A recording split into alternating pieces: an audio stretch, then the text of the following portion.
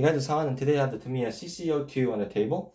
And this is actually the Mercedes-Benz G-Wagon that I unboxed many moons ago. Um, and I really wasn't a big fan of the G-Wagon body. G-Wagons in real life are super cool. I like G-Wagons. But just I cut that body out. I was initially planning on using it, at least for a little bit, but I just didn't. I don't know. It just didn't feel right. So it went and tried to be an FJ Cruiser. I painted up my new FJ Cruiser body for it, but during the painting process, it kind of got ruined by some wind. So that body kind of got trashed. So I kind of scrapped that idea, and I finally found this body up for auction on eBay. And one, the Jeep YJ body for the CC01 is a body that I've been looking for quite a long time to begin with.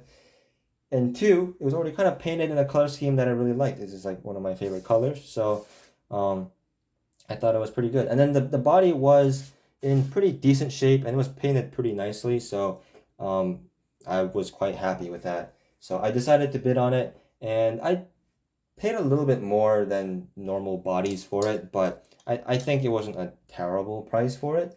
So I'm overall pretty happy with it. You can see the previous owner also made some modifications to the body, like the front fenders a little bit trimmed out.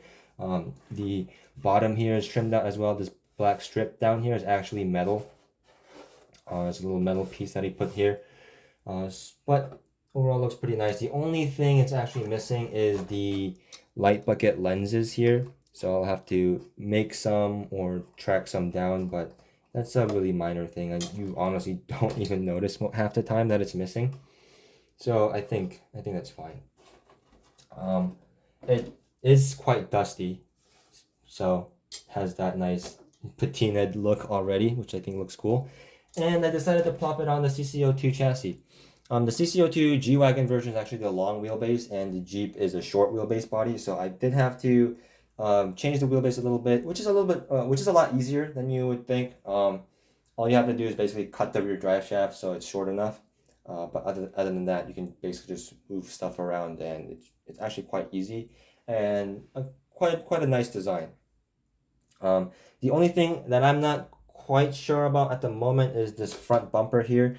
It is quite large. I don't know. I'm not sure if it looks like scale. It kind of looks oversized, maybe. It does also stick out quite far. Maybe it'll look better if I put a winch on here or something, but I don't know quite how I feel about the front bumper yet. It does look a little bit big, but it is what I'm running at the moment. And I do have a winch to put on here. But yeah, I'll just show you guys around. The body is mounted with magnets. That's why you don't see any body clips or anything. I don't have a rear bumper on here. Still have to figure something out for that. And you can see it does have these ugly bumps on the back where the stock CC02 body post would stick through. But, you know, it is what it is. The wheels and tires I stole from my Land Rover Defender build. The steel wheels with the weights, as well as the G-made tires on here. I think they're going to be way better than the stock tires that this thing came with. So either way, it's a win-win. Also, they're slightly larger. These are actual 1.9s. I had 1.55s on here before, but with the Jeep body, I thought it could use bigger wheels, so I went with the 1.9s. And the wheels and tires with the body, I'm actually quite happy with. It's just the front bumper I'm not quite sure about yet. Also, I need to put some rock rails on the side here. One, because it's a magnet body, and if a rock hits here, the body will fly off. As well as you can kind of see the bottom of the chassis is a little bit visible from down here, so you need to cover that up a little bit. But yeah, pretty happy with it overall. Taking the body off, which is pretty easy because that is just magnets. I will have to get stronger magnets though, because these magnets are quite weak. But you can see I have the servo mounted in the upright position, not for any particular reason. When I was building it, that's just how I decided to put it in. The ESC I'm running is the Hobbywing ESC that most people use. Still using a Tamiya plug. I will maybe be switching that out soon. The battery is still mounted in the back. I am gonna figure out some way to mount the battery more forward because rear battery pack is just not, it's not optimal, to say the least. So I will have to change it. Though it's kind of tight here packaging wise, so I'm not sure exactly how I'm gonna go around that, but I'll try to figure something out for that. And then the ESC and the receiver I'm running it on my Spectrum radio. So that is that. You can see the front shocks are a little tilted forward here because I do have to move the shock towers back technically. But I'm kind of holding off on doing that because unfortunately if I move this back, the magnet mounts also move back. So it's gonna be a whole thing to figure out. So I haven't done that yet. And I don't think, even though it looks a little funny, it works. It works fine. So I'm not too concerned about that at the moment. As far as the wheelbase change goes, the CC02 makes it really, really simple.